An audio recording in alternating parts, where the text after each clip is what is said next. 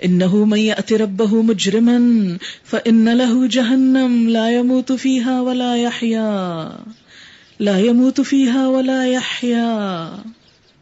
حقیقت یہ ہے کہ جو مجرم بن کر اپنے رب کے حضور حاضر ہوگا اس کے لیے جہنم ہے جس میں وہ نہ جیے گا نہ مرے گا. جہنم جس میں نہ وہ جیے گا نہ مرے گا. اتنی سخت چیز ہے. مسند احمد میں ہے نبی صلی اللہ علیہ وسلم نے فرمایا کہ اصلی جہنمی تو جہنم ہی میں پڑے رہیں گے، وہاں نہ انہیں موت آئے گی نہ آرام کی زندگی ملے گی. لیکن وہاں ایسے لوگ بھی ہوں گے جنہیں ان کے گناہوں کی پاداش میں دوزخ میں ڈال دیا جائے گا، جہاں وہ جل کر کوئلہ ہو جائیں گے، جان نکل جائے گی. پھر شفاعت کی اجازت کے بعد ان کا چورا نکالا جائے گا، جلا ہوا چورا، اور جنت کی نہروں کے کناروں پر بکھیر دیا جائے گا، اور جنتیوں سے کہا جائے گا ان پہ پانی ڈالو. تو اس طرح تم نے نہر کے کنارے کھیت کے دانوں کو جیسے دیکھا اگتے ہوئے، اسی طرح وہ لوگ دوبارہ اگیں گے. ایمان والوں کے برے عمل کی سزا کا ذکر ہے یہاں. وَمَن يَأْتِهِ مُؤْمِنًا قَدْ عَمِلَ الصَّالِحَاتِ، اور جو ایمان لے کر نیک کام کر کے آیا، ایمان کے ساتھ نیک کام، فَأُولَئِكَ لَهُمُ الدَّرَجَاتُ الْعُلَىٰ، تو ان کے لیے ہیں بلند درجات. نبی صلی اللہ علیہ وسلم نے فرمایا جنت کے 100 درجوں میں اتنا ہی فاصلہ ہے جتنا زمین و آسمان میں. سب سے اوپر جنت الفردوس ہے، اسی سے چاروں نہریں جاری ہوتی ہیں، اس کی چھت رحمان کا عرش ہے. اللہ سے جب جنت مانگو تو جنت الفردوس کی دعا کیا کرو. بخاری اور مسلم کی حدیث میں ہے کہ اعلیٰ علیین والے ایسے دکھائی دیں گے جیسے تم لوگ آسمان کے تارے دیکھتے ہو، اتنے اونچے درجوں پہ ہوں گے، اتنے اونچے. لوگوں نے کہا پھر یہ بلند درجے تو نبیوں ہی کے لیے مخصوص ہوں گے. فرمایا سنو اس کی قسم جس کے ہاتھ میں میری جان ہے، یہ وہ لوگ ہیں جو اللہ پر ایمان لائے اور نبیوں کو سچا جانا. یعنی عام انسانوں میں سے بھی جو نیک کام کرنے والے ہوں گے ان کے لیے بھی بلند درجات ہوں گے. اب یہ اپنا اپنا شوق، اپنی اپنی کوشش، اپنی اپنی محنت کہ کون کس درجے میں جانا چاہتا ہے. آپ دیکھیں اگر آپ جہاز میں جا رہے ہیں، اگر آپ اکانومی کا ٹکٹ خریدیں گے تو وہیں بیٹھنا ہوگا، اگر آپ کلب کلاس کا خریدیں گے تو وہیں بیٹھنا ہوگا، اگر آپ فرسٹ کلاس کا خریدیں گے تو پھر آپ کو جب ہی وہاں جگہ ملے گی. یہ تو نہیں کہ اکانومی کا ٹکٹ خرید کے آپ ان سے کہ نہیں دیکھو پلیز ترس کرو مجھ پر، مجھے آپ فرسٹ کلاس میں بھیج دو. تم کتنے ظالم ہو، تمہیں خیال نہیں آتا کہ میرا بھی دل چاہتا ہے وہ کلاس صرف امیروں کے لیے ہے، ہمیں کیوں نہیں جانے دیتے ہو، ہمیں بھی جانے دو. تو اس طرح کوئی کسی کو جانے دیتا ہے؟ جو خرچ کیا ہے وہی صلہ ہے. اسی طرح جنت میں پہنچ کر بھی ہم لوگ یوں جھگڑا کر کے اوپر نہیں جا سکتے، جھگڑا کر کے نہیں جا سکتے کہ ہمیں ذرا اوپر جانے دو. نہیں، جو کر کے جاؤ گے اسی کے مطابق پہلے سے ہی پلیس مقرر، ریزرو. جنات عدن، ہمیشہ کی جنتیں، تجری من تحتها الانہار، جن کے نیچے نہریں بہتی ہیں، خالدین فیہا، جس میں ہمیشہ رہنے والے ہیں. وذالک جزاء من تزکا، یہ جزا ہے اس شخص کی جو پاکیزگی اختیار کرے. پاکیزگی، یہ جزا ہے اس شخص کی جو پاکیزگی اختیار کرے، حرام کام چھوڑ دے، گناہ کے کام چھوڑ دے، اچھے اچھے کام کرنے لگے. ہم نے موسیٰ علیہ السلام پر وحی کی کہ اب راتوں رات میرے بندوں کو لے کر چل پڑ اور ان کے لیے سمندر میں سے سوکھی سڑک بنا لے، تجھے کسی کے تعاقب کا ذرا خوف نہ ہو اور نہ سمندر کے بیچ سے گزرتے ہوئے ڈر لگے. پیچھے سے فرعون اپنے لشکر لے کر پہنچا اور پھر سمندر ان پہ چھا گیا جیسا کہ چھا جانے کا حق تھا. وَأَضَلَّ فِرْعَوْنُ قَوْمَهُ وَمَا هَدَىٰ، فرعون نے اپنی قوم کو گمراہی کیا تھا، کوئی صحیح رہنمائی نہ کی تھی. اس لیے کسی لیڈر کو فالو کرتے ہوئے ضرور سوچیں کہ وہ کیا راہ دکھا رہا ہے، کیا کروا رہا ہے. اندھا دھند آنکھیں بند کر کے کسی کی عقیدت میں مبتلا نہ ہو. یا بنی اسرائیل، اے بنی اسرائیل، ہم نے تم کو تمہارے دشمن سے نجات دی اور طور کی دائیں جانب تمہاری حاضری کے لیے وقت مقرر کیا، تم پہ من و سلوہ اتارا، کھاؤ ہمارا دیا ہوا پاک رزق اور اسے کھا کے سرکشی نہ کرو ورنہ تم پر میرا غضب ٹوٹ پڑے گا. اور جس پر میرا غضب ٹوٹا وہ پھر گر کر ہی رہا. البتہ جو توبہ کر لے اور ایمان لائے اور نیک عمل کرے پھر سیدھا چلتا رہے، اس کے لیے میں بہت درگزر کرنے والا ہوں. اور کیا چیز تمہیں اپنی قوم سے پہلے لے آئی ہے موسیٰ؟ اللہ تعالیٰ نے موسیٰ علیہ السلام کو سمندر پار پھر نکال کے کیا کیا؟ تورات دینا چاہی، اپنی ملاقات کے لیے بلایا. تو سب سے پہلے جا پہنچے. اے موسیٰ ابھی اور لوگ تو نہیں، تو اتنی جلدی کیوں آ گیا؟ اس نے عرض کی وہ بس میرے پیچھے آ ہی رہے ہیں، میں جلدی کر کے تیرے حضور آ گیا ہوں اے میرے رب، تاکہ تو مجھ سے خوش ہو جائے۔ نیکی کے کام میں جلدی، بھاگ دوڑ، جیسے آپ میں سے کچھ لوگ آگے بیٹھنے کے لیے سویرے سویرے نکلتے ہیں، سب سے آگے جا کے بیٹھے، بھاگ دوڑ، میں جلدی کر کے تیرے حضور آ گیا ہوں اے میرے رب، تاکہ تو مجھ سے خوش ہو جائے۔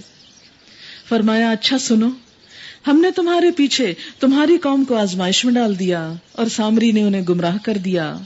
موسیٰ سخت غصے اور رنج کی حالت میں اپنی قوم کی طرف پلٹے، جا کر اس نے کہا اے میری قوم کے لوگو، کیا تمہارے رب نے تم سے اچھے وعدے نہ کیے تھے؟ کیا تمہیں دن لگ گئے؟ یا تم اپنے رب کا غضب ہی اپنے اوپر لانا چاہتے تھے کہ تم نے مجھ سے وعدہ خلافی کی؟ انہوں نے جواب دیا ہم نے آپ سے وعدہ خلافی کچھ اپنے اختیار سے نہیں کی، معاملہ یہ ہوا کہ لوگوں کے زیورات کے بوجھ سے ہم لد گئے تھے۔ ہوتا ہی ہے کہ جب انسان کسی جگہ سے نکلنے لگتا ہے اور کچھ اٹھا سکے نہ زیور ضرور اٹھا لیتا ہے۔ تو بنی اسرائیل بھی جب مصر سے نکلے سمندر پار کرنے کے لیے تو زیورات خوب اٹھا لیے، پھر اٹھائے نہ جاتے تھے اور ہم نے بس ان کو پھینک دیا تھا۔ پھر اس طرح سامری نے بھی کچھ ڈالا اور ان کے لیے ایک بچڑے کی مورت بنا کر نکال لایا۔ کہتے ہیں کہ وہ سارا زیور اکٹھا کر کے اسے بچڑے کی شکل میں ایک بت بنا کے ڈھالا اور اس میں ایک ایسی طرح گیپ رکھا کہ اس میں سے آواز بھی نکلتی تھی، جیسے کوئی بھی ہارن وغیرہ بنا لیے جاتے ہیں، جس میں سے بیل کی سی آواز نکلتی تھی۔ لوگ پکار اٹھے، یعنی وہ انہونی چیز دیکھی، سونے کا بت جس میں سے بیل کی آواز نکل رہی ہے، تو احمق لوگ پکار اٹھے یہی ہے تمہارا خدا۔ بچڑا خدا بن گیا۔ ہر چمکتی چیز سونا نہیں ہوتی۔ اور موسیٰ کا خدا، موسیٰ اسے بھول گیا۔ کیا وہ دیکھتے نہ تھے کہ وہ ان کی بات کا جواب نہیں دیتا؟ یہ خدا کیسے ہو سکتا ہے صرف سونے کے بنے ہونے کی وجہ سے، جبکہ وہ کسی بات کا جواب نہیں دیتا اور نہ ان کے نفع نقصان کا کچھ اختیار رکھتا ہے۔ ہارون علیہ السلام نے موسیٰ کے آنے سے پہلے ہی ان سے کہہ دیا لوگو تم اس کی وجہ سے فتنے میں پڑ گئے ہو، تمہارا رب تو رحمان ہے، بس تم میری پیروی کرو اور میری بات مانو۔ مگر انہوں نے اس سے کہہ دیا کہ ہم تو اسی کی پرستش کرتے رہیں گے جب تک کہ موسیٰ واپس نہ آ جائے۔ موسیٰ علیہ السلام قوم کو ڈانٹنے کے بعد ہارون علیہ السلام کی طرف پلٹے اور بولے ہارون، تم نے جب دیکھا تھا کہ یہ لوگ گمراہ ہو رہے ہیں تو کس چیز نے تمہارا ہاتھ پکڑا تھا کہ میرے طریقے پہ عمل نہ کرو؟ کیا تم نے میرے حکم کی خلاف ورزی کی؟ ہارون علیہ السلام نے جواب دیا اے میری ماں کے بیٹے، میری داڑھی نہ پکڑ، نہ میرے سر کے بال کھینچ، مجھے اس بات کا ڈر تھا کہ تو آ کر کہے گا تم نے بنی اسرائیل میں پھوٹ ڈال دی اور میری بات کا پاس نہ کیا۔ تو اس سے کیا پتہ چلتا ہے کہ مسلمانوں کے درمیان اختلاف بہت نقصان دہ چیز ہے، اور اس اختلاف کو دور کرنے کے لیے اگر کوئی دین کی اور بڑی چیز چھٹ بھی رہی ہو تو چھوڑ دینی چاہیے، لیکن اختلاف کو گوارا نہیں کرنا چاہیے، کیونکہ اس سے مسلمان کمزور پڑ جاتے ہیں، دین کے کام کا نقصان ہو جاتا ہے۔ اسی لیے جب قوم گمراہ بھی ہونے لگی تو ہارون علیہ السلام نے بہت سختی نہیں کی کہ کہیں یہ ڈیوائیڈ نہ ہو جائے، فرقوں میں نہ بٹ جائے۔ اور آج ہم مسلمانوں کی سب سے بڑی آفت کہ ہم بٹے ہوئے لوگ ہیں، چھوٹی سی چیز پر نیکی کا کام شروع ہونے سے پہلے ہی ڈیوائیڈ ہو جاتے ہیں، ایک دوسرے کے خلاف محاذ آرائی شروع کر دیتے ہیں۔ موسیٰ علیہ السلام نے کہا اور سامری تیرا کیا معاملہ ہے؟ اس نے جواب دیا میں نے وہ چیز دیکھی جو ان لوگوں کو نظر نہ آئی، بس میں نے رسول کے نقش قدم سے ایک مٹی اٹھا لی اور اس کو ڈال دیا، میرے نفس نے مجھے ایسا ہی سجھایا۔ موسیٰ علیہ السلام نے کہا اچھا تو جا، اب زندگی بھر تجھے یہی پکارتے رہنا ہے کہ لا مساس، مجھے مت چھو، ڈونٹ ٹچ۔ پاگل سا ہو گیا۔ اور تیرے لیے باس پرس کا ایک وقت مقرر ہے جو تجھ سے ہرگز نہ ٹلے گا، اور دیکھ اپنے اس خدا کو جس پر تو ریجھا ہوا تھا، اب ہم اسے جلا ڈالیں گے، ریزہ ریزہ کر کے دریا میں بہا دیں گے۔ لوگوں تمہارا خدا تو بس ایک ہی خدا ہے جس کے سوا کوئی اور نہیں، ہر چیز پر اس کا علم حاوی ہے۔ اس سے کیا پتہ چلتا ہے کہ بتوں کو بیچنا نہیں چاہیے، بلکہ جیسے سونے کے بت کو کیا کیا، پہلے جلایا، ریزہ ریزہ کیا، اور اس کی خاک کو بھی نہ چھڑا، اسے بھی سمندر میں پھینکا تاکہ شرک کی ساری جڑ کٹ جائے۔ اے محمد صلی اللہ علیہ وسلم، اس طرح ہم پچھلے گزرے ہوئے حالات کی خبریں تم کو سناتے ہیں، اور ہم نے خاص اپنے ہاں سے تم کو ایک ذکر عطا کیا ہے۔ وَقَدْ آتَيْنَاكَ مِن لَّدُنَّا ذِكْرًا، یہ کون سا ہے ذکر؟ قرآن، جو ذریعہ ہدایت ہے۔ من آرد عنہ، سب ہوش میں آ کے اگر کسی کو نیند آ رہی ہے تو وہ بھی جاگ کے آنکھیں کھول کے یہ آیت پڑھے اور سنے. اللہ تعالیٰ نبی صلی اللہ علیہ وسلم کو فرما رہے ہیں کہ ہم نے آپ کو اپنی طرف سے ایک ذکر یعنی قرآن دے دیا ہے. ذکر کا معنی ہوتا ہے یاد کرنا، یاد دہانی. من آرد عنہ، جس نے اس قرآن سے منہ موڑا، اس سے روگردانی برتی، اس کا نتیجہ کیا ہوگا؟ فَإِنَّهُ يَحْمِلُ يَوْمَ الْقِيَامَةِ وِزْرًا، قیامت کے دن وہ ایک بہت سخت بوجھ اٹھائے ہوئے ہوگا، ایک لدے ہوئے گناہوں کے بوجھ کے ساتھ حاضر ہوگا. خالدین فیہ، اسی بوجھ میں ہمیشہ رہے گا. وَسَاءَ لَهُمْ يَوْمَ الْقِيَامَةِ حِمْلًا، اور قیامت کے دن ان کے لیے یہ بڑا تکلیف دہ بوجھ ہوگا. آپ دیکھیں ایک 5 کلو گھی کا ڈبہ اٹھا کے اگر سیڑھیاں چڑھنا پڑے تو ہم ہف تف جاتے ہیں. کہاں یہ کہ اتنا بڑا گناہوں کا بوجھ، اور گناہ کیا کہ قرآن کو ایک طرف رکھ کے اپنی مرضی کی زندگی بسر کرنا، اس کے بغیر زندگی بسر کرنا اور اللہ کی نافرمانیاں کرتے چلے جانا. وہ سب کچھ دراصل کیا بنتا جاتا ہے؟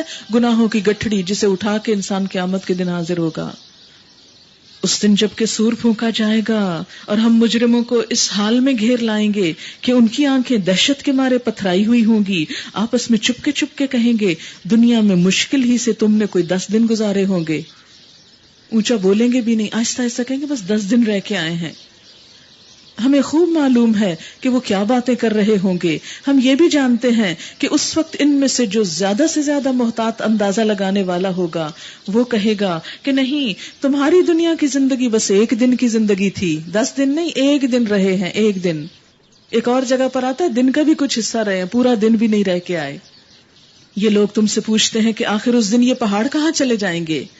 کہو میرا رب ان کو دھول بنا کر اڑا دے گا، ڈسٹ بن کے اڑ جائیں گے، اور زمین کو ایسا ہموار چٹیل میدان بنا دے گا کہ اس میں تم کوئی بل اور سلوٹ نہ دیکھو گے.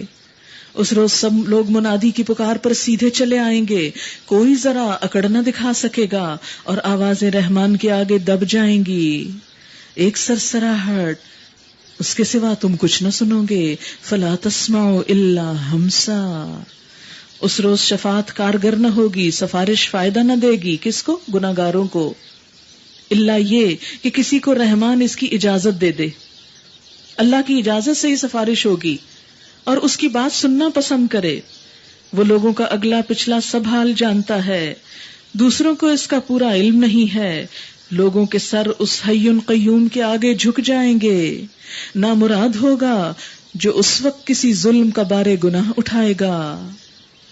وَمَن يَعْمَلْ مِنَ الصَّالِحَاتِ وَهُوَ مُؤْمِنٌ فَلَا يَخَافُ ظُلْمًا وَلَا هَضْمًا، اور کسی ظلم یا حق تلفی کا خطرہ نہ ہوگا اس کو جو شخص نیک عمل کرے اور اس کے ساتھ وہ مومن بھی ہو.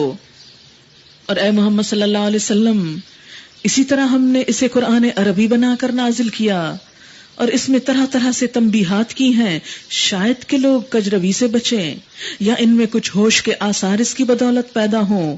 پس بالا و برتر ہے اللہ، بادشاہ حقیقی. اور دیکھو قرآن پڑھنے میں جلدی نہ کیا کرو. ہمارے ہاں تو شبینہ کر کے ایک ہی رات میں پورا کرنا چاہتے ہیں، جب تک کہ تمہاری طرف اس کی وحی تکمیل کو نہ پہنچ جائے. یعنی جب پورا سن لو پھر اس کو آگے پہنچاؤ اور دعا کرو کہ اے پروردگار مجھے مزید علم عطا کر. یہ کس کو کہا گیا؟ وقل رب زدنی علما، نبی صلی اللہ علیہ وسلم کو، جنہیں اللہ کی طرف سے علم دیا جا رہا تھا انہیں بھی کہا گیا آپ اور علم مانگیے. تو ہم سب کو کیا مانگنا چاہیے؟ علم اور مانگنا چاہیے. اور کبھی علم مانگنے کی دعا سے نہ تھکیں، ہر روز کی دعا میں سے شامل کر لیں رب زدنی علما. اس لیے کہ علم سب دولتوں میں بڑی دولت ہے. علم وہ دولت ہے جو کسی کے چھیننے سے چھن نہیں سکتی، جو کوئی چور اڑا نہیں سکتا، جو ہر موقع پر تنہائی میں اور لوگوں کے سامنے، غربت میں اور فقر میں، امارت میں، ہر جگہ فائدہ ہی فائدہ دیتی ہے. ہم نے اس سے پہلے آدم کو ایک حکم دیا تھا مگر وہ بھول گیا اور ہم نے اس میں عزم نہ پایا. یاد کرو وہ وقت جبکہ ہم نے فرشتوں سے کہا تھا کہ آدم کو سجدہ کرو تو وہ سب سجدہ کر گئے مگر ایک ابلیس تھا کہ انکار کر بیٹھا. اس پر ہم نے آدم سے کہا دیکھو یہ تمہارا اور تمہاری بیوی کا دشمن ہے، ایسا نہ ہو کہ یہ تمہیں جنت سے نکلوا دے اور تم مصیبت میں پڑ جاؤ. یہاں تو تمہیں یہ آسائشیں حاصل ہیں کہ نہ بھوکے ننگے رہتے ہو، نہ پیاس اور دھوپ تمہیں ستاتی ہے. لیکن شیطان نے اس کو پھسلا دیا، کہنے لگا آدم بتاؤں تمہیں وہ درخت جس سے ہمیشہ کی زندگی اور لازوال سلطنت ملتی ہے. یہ ہے شیطان کے وعدے، چیزوں کو بدل کے کچھ سے کچھ دکھاتا ہے، جو ان کی اصلیت نہیں ہوتی ہمیں کچھ اور ہی رنگ اس کا دکھاتا ہے جس سے ہم اٹریکٹ ہو جاتے ہیں. آخرکار دونوں میاں بیوی اس درخت کا پھل کھا گئے، دونوں، ایک نہیں، عورت نہیں، دونوں. نتیجہ یہ ہوا کہ فوراً ہی ان کے سطر ایک دوسرے کے آگے کھل گئے اور دونوں اپنے آپ کو جنت کے پتوں سے ڈھانکنے لگے. آدم علیہ السلام نے اپنے رب کی نافرمانی کی اور سیدھے رستے سے بھٹک گئے. پھر اس کے رب نے اسے برگزیدہ کیا اور اس کی توبہ قبول کر لی اور اسے ہدایت بخشی. انسان تو ہے ہی بھولنے والا، غلطی کرنے والا، لیکن انسان کی انسانیت کیا ہے کہ پھر پلٹ آئے، لوٹ آئے، معافی مانگ لے. اور فرمایا تم دونوں یعنی انسان اور شیطان یہاں سے اتر جاؤ، تم ایک دوسرے کے دشمن رہو گے. اب اگر میری طرف سے تمہیں کوئی ہدایت پہنچے تو جو کوئی میری اس ہدایت کی پیروی کرے گا وہ نہ بھٹکے گا نہ بدبختی میں مبتلا ہوگا. اور یہ آیت بھی بڑے ہوش سے سننے کی ہے. وَمَنْ أَعْرَضَ عَنْ ذِكْرِي فَإِنَّ لَهُ مَعِيشَةً ضَنْكًا وَنَحْشُرُهُ يَوْمَ الْقِيَامَةِ أَعْمَى. جو میرے ذکر اس قرآن سے منہ موڑے گا اس کے لیے دنیا میں تنگ زندگی ہوگی. تنگ سے مراد یہ نہیں کہ اس کا گھر چھوٹا ہوگا اور کمرہ تنگ ہوگا، وہ بڑے محل میں رہتے ہوئے بھی دل سے تنگ ہوگا. اسے طرح طرح کی پریشانیاں اور غم لاحق ہوں گے، اس کے دل کو قرار اور چین نہ ہوگا. اور کیا ہوگا؟ وَنَحْشُرُهُ يَوْمَ الْقِيَامَةِ أَعْمَى، اور ہم اسے قیامت کے دن اندھا اٹھائیں گے. جو شخص دنیا میں اس قرآن سے اندھا بنا رہا وہ قیامت کے دن بھی اندھا اٹھایا جائے گا. قال، انسان پوچھے گا ربی، اے میرے رب، لما حشرتنی اعمی، تو نے مجھے اندھا کیوں اٹھایا؟ وقد کنت بصیرا، میں تو دیکھنے والا تھا، مجھے تو سب نظر آتا تھا. قال کذالک اتتک آیاتنا فنسیتها، اللہ تعالیٰ فرمائیں گے ہاں اسی طرح تو ہماری آیات کو جبکہ وہ تیرے پاس آئی تھی تو نے بھلا دیا تھا. ہماری آیات کو جب وہ تیرے پاس آئی تھی تو نے کیا کیا؟ بھلا دیا، اگنور کر دیا، پسے پش ڈال دیا، ان پہ توجہ نہ کی. اس میں ایک تو اس حافظ کا انجام بتایا گیا جو قرآن یاد کر کے بھلا دے، اور دوسری طرف اس شخص کا انجام جس کے سامنے قرآن جیسی نعمت ہو اور وہ اس سے اندھا بن جائے، اور جو بات سمجھ میں بھی آتی ہو اسے بھی سنی انسنی کر دے. اللہ تعالیٰ سے انسان کہے گا اللہ اندھا کیوں؟ میں تو بہت ہوشیار تھا، مجھے تو سب نظر آتا تھا. اللہ تعالیٰ کیا فرمائیں گے کہ ہماری آیات سے تم اندھے بنے ہوئے تھے، ان کو تو نے بھلا دیا تھا، اسی طرح آج تو بھلایا جا رہا ہے. اس طرح ہم حد سے گزرنے والے اور اپنے رب کی آیات نہ ماننے والے کو دنیا میں بدلہ دیتے ہیں، اور آخرت کا عذاب زیادہ سخت اور زیادہ دیر پا ہے. پھر کیا ان لوگوں کو تاریخ کے اس سبق سے کوئی ہدایت نہ ملی کہ ان سے پہلے کتنی ہی قوموں کو ہم ہلاک کر چکے ہیں جن کی برباد شدہ بستیوں میں آج یہ چلتے پھرتے ہیں.